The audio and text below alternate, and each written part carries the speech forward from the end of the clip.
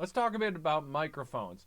The most crucial element of recording music, you've got to be able to capture the sound and you've got to be able to kind of understand what results you can expect from particular microphones. That way, you can make some intentional decisions when making choices about which microphones to use.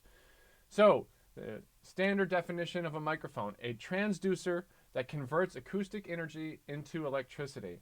So, the microphone has a mechanism inside that's going to take that acoustic energy, make sense out of it, and turn it into electricity that can then be interpreted.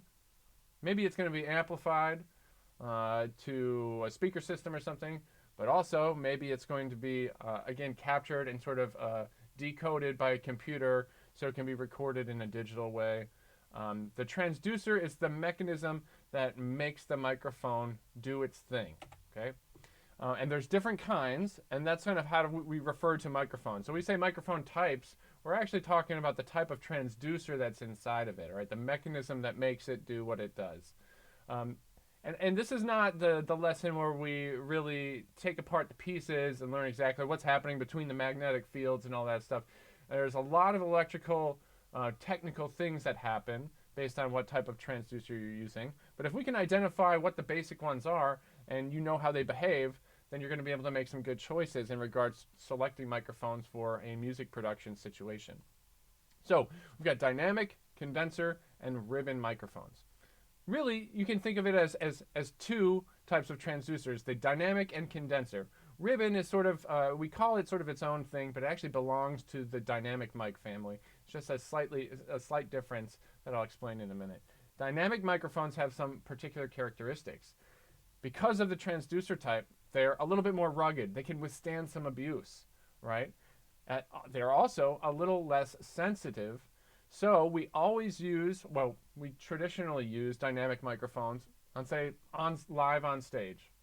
Dynamic microphones are great for that because you've got a really overzealous lead singer or something like that that does a mic drop at the end of every song. The dynamic microphone is going to be able to withstand that type of abuse because the transducer it can handle it.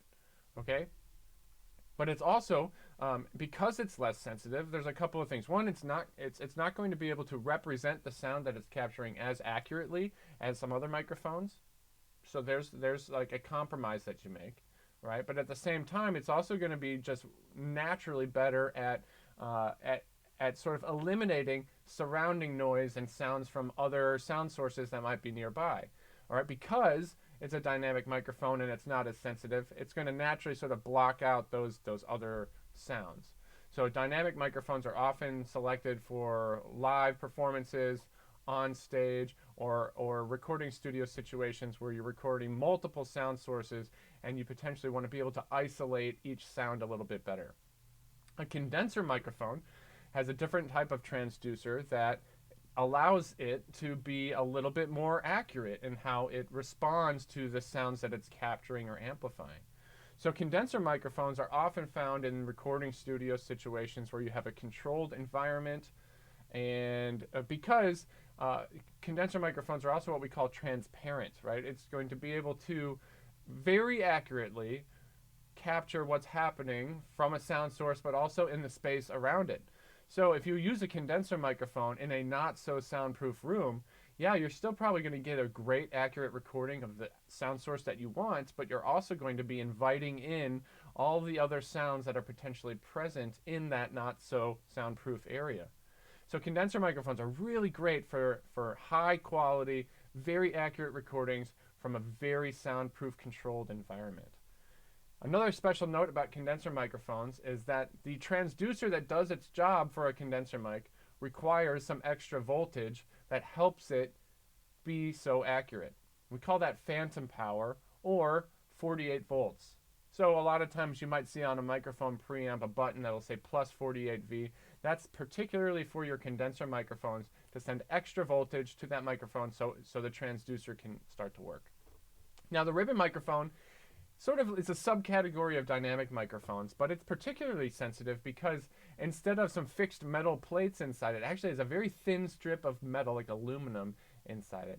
Now this is where it's important to learn about the phantom power stuff, because we don't want to send this additional voltage to microphones that don't need it, particularly in the situation where we're using a ribbon microphone. If you accidentally send the phantom power to that microphone, it's actually just going to break and it will be rendered useless. So you've got to be really careful about where you're plugging things in, know your inputs, and know which microphone you're using and what its needs are. Okay, moving on from the transducer type, you've got polar patterns. So you might hear this a couple different ways. A polar pattern or polarity is the same thing as the directionality of a microphone.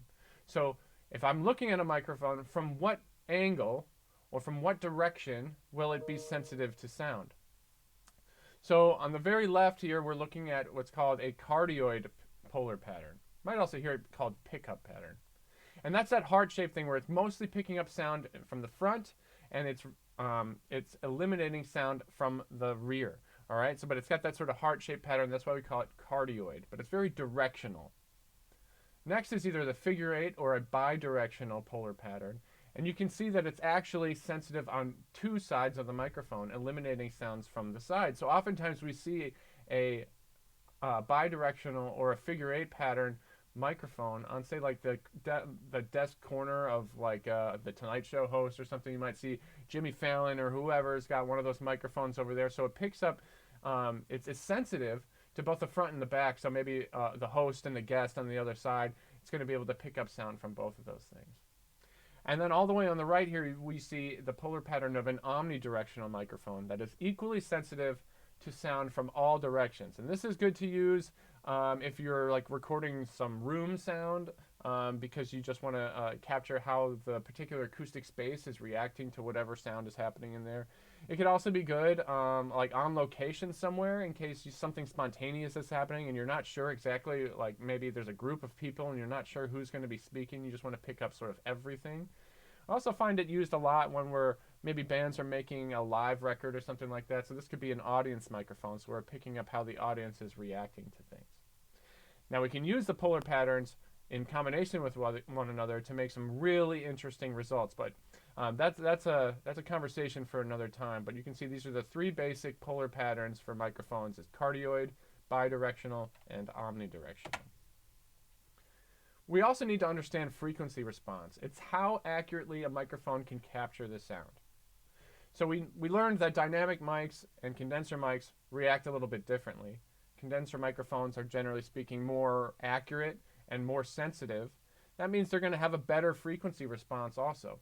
Some microphones are designed to eliminate certain frequencies that are not intended for use for that kind of microphone. For example, there's microphones that are made specifically for a kick drum on a drum set. Now that's not going to have a very accurate frequency response to high frequency sound because that's not the intention or not what is expected to come out of a kick drum. So each microphone is different in this respect, and some are naturally giving little boosts to certain frequency areas. So what you really have to do is think about that spectrum of 20 hertz to 20,000 hertz, that frequency spectrum.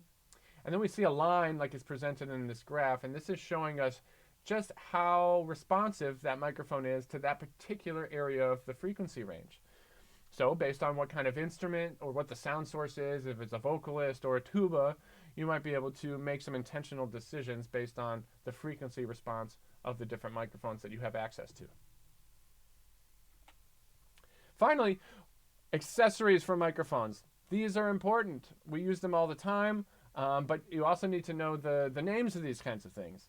The shock mount is the mechanism that a microphone will fit inside the shock mount so that it won't get jostled around. You won't hear any like handling noise of the microphone. Sort of like a little trampoline for the microphone that'll keep it secure. The windscreen is going to help prevent plosive speech from becoming a problem. So that's going to help eliminate some of those issues and hopefully prevent those problems from being part of the end result of the recording. XLR cables are the types of cables with the 3 pins that you need for every microphone. And then the shield is actually just, that's extra. It's pretty much the same as a windscreen, but it can be foam that goes over on top of the microphone. So there you have it, some basic characteristics of microphones. Thanks a lot for watching.